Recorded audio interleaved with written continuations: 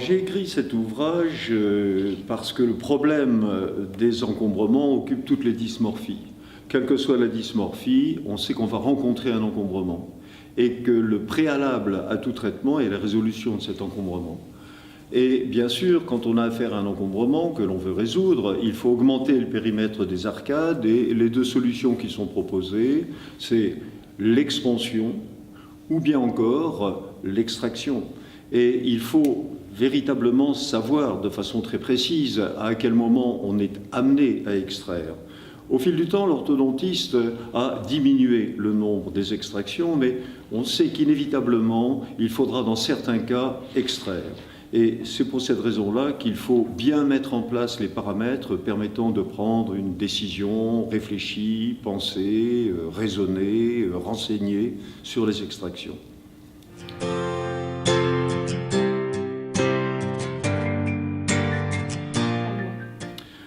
Alors, ces ouvrages-là, comme le précédent, s'adressent aux jeunes praticiens qui commencent un exercice en orthodontie, et il s'agit bien d'ouvrages pédagogiques. Et c'est un ouvrage qui rappelle les notions fondamentales, ici dans le cas particulier, quelle est la création de l'encombrement, quelles sont les différentes formes d'encombrement, à quel moment au cours de la mise en place du système dentaire ces encombrements-là se manifestent, et à quel moment intervenir, car bien sûr l'orthopédie va jouer un rôle tout à fait essentiel dans la prévention de l'encombrement et va permettre très souvent d'éviter plus tard des extractions.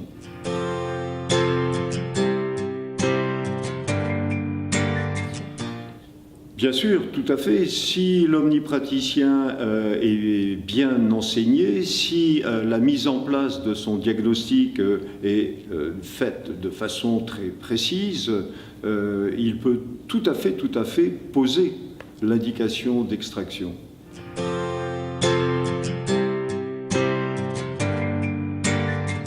Oui, tout à fait. C'est véritablement la décision ultime. C'est lorsque l'on a épuisé toutes les possibilités de résolution de l'encombrement par l'expansion, par le déplacement de l'incisif, par le recul du secteur postérieur, c'est au tout dernier moment que l'on va se résoudre à l'extraction.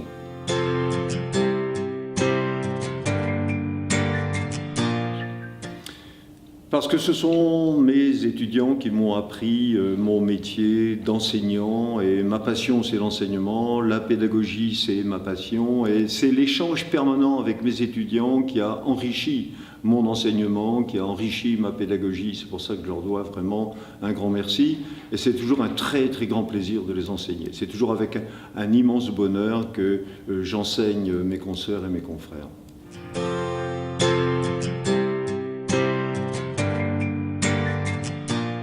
Le prochain ouvrage traitera de la consultation et de la mise en place de la stratégie thérapeutique. Et puis ensuite, si j'ai la possibilité, j'aimerais bien aussi réaliser un ouvrage sur les mécaniques en orthodontie et puis sur les différentes dysmorphies.